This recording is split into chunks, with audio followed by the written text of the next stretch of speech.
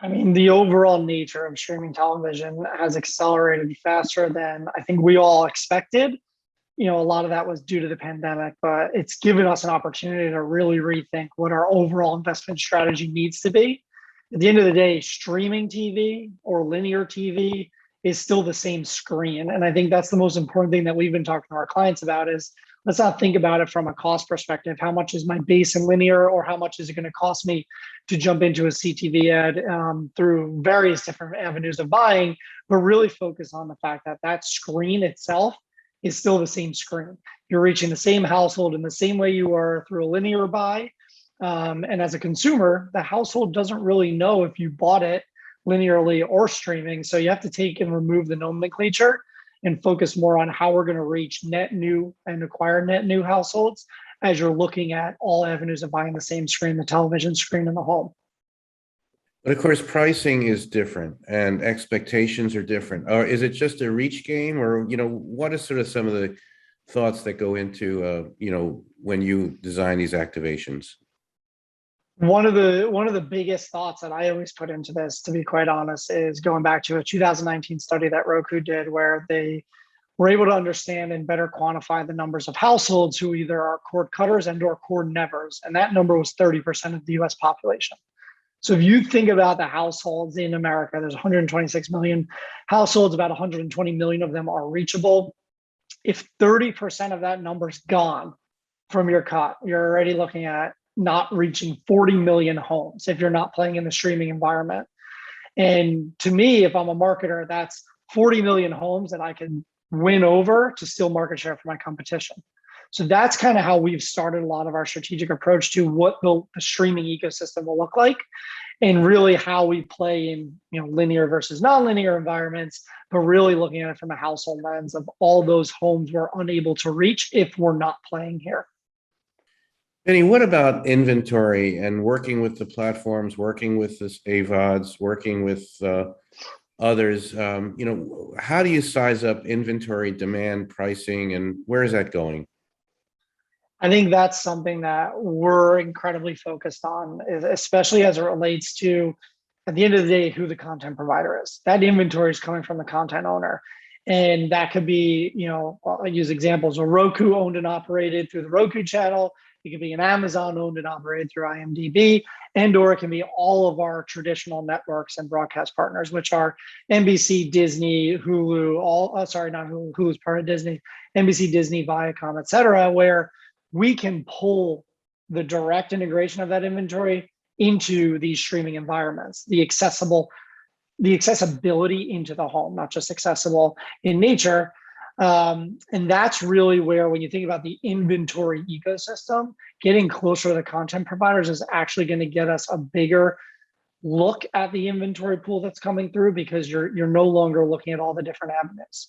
Now, pricing demands, as you think about, again, you look at the linear and upfront ecosystem where we talk a lot about, bases, whether it's a low base, a medium base, a high base, whatever it ends up being, each marketer has their own base if they put it in the upfront.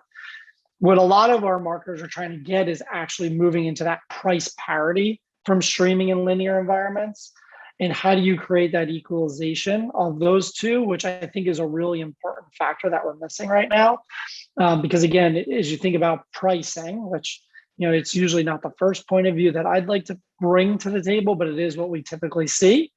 And what we'd like to actually move towards is, what is the value creation that we're actually bringing to our brands by looking at the holistic ecosystem of inventory through streaming players, which most of those streaming players are actually now our broadcast partners, but then also the reality that there are homes that are still reachable in a broadcast and linear environment.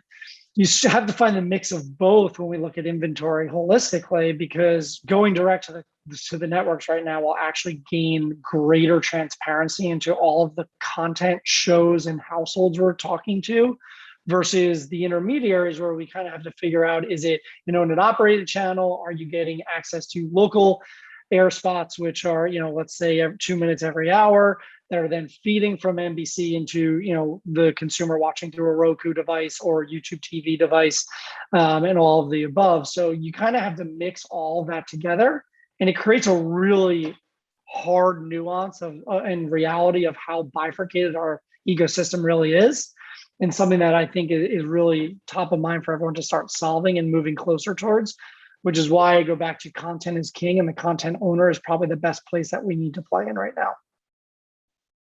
Finally, Vinny, I wanted to ask about how you determine. I mean, in the old days, doing TV investment, I mean, it wasn't simple, but there was a finite number. Even with cable TV, there's a certain number. Now there's much more opportunity. How do you, as an investment person, identify, match up brands with the right with the right platform, the right publisher? Navigating this space honestly cannot be any more challenging right now, and I think we've sort of done it to ourselves. We've created a lot of different walls going up again, and we've created all those challenges of really simplifying the answer. So as the investment team, as we've been looking at this, it's actually simplifying back to what is our brand trying to achieve. If their objective is to look at it from a reach-based perspective, we're then backing into, okay, well, how do we work backwards from the business goal that they're trying to achieve? So again, if a brand is looking at it from a reach perspective, that typically means they're trying to acquire net new homes and actually go after stealing share from their competition and grow household penetration. Okay, so how do we take that and work all the way backwards into who we should work with? But I think it's not about who and what, it's about what platform, what technology is actually going to help us solve that business challenge. And to solve that business challenge, it's how do you control better? How do you control the outcome of reach? You control frequency of the household. By consolidation into much more of a platform or addressable first approach that we look at, you then bring controllable elements into the advertiser or agency's hands where they can control that frequency of the home to then extend reach into a new home. And by using that simple equation, you in turn should start building household penetration growth, which is stealing share from your competition.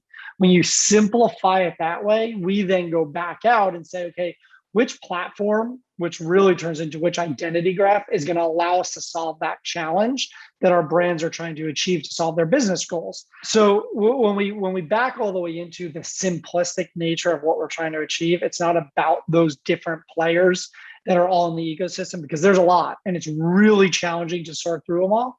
But how many of the platforms that we work with, whether it's Roku through DataZoo, whether it's the Trade Desk, whether it's Amazon's platform or Google's platform, when you think about all of them, they all have access to inventory.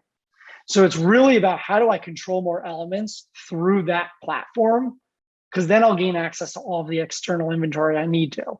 And that's what we've been trying to simplify it down to, versus saying, how do I buy 1,000 different publishers or 1,000 different platforms in its own little way? That's where this industry has really needs to take a step back and simplify more of what we're trying to achieve.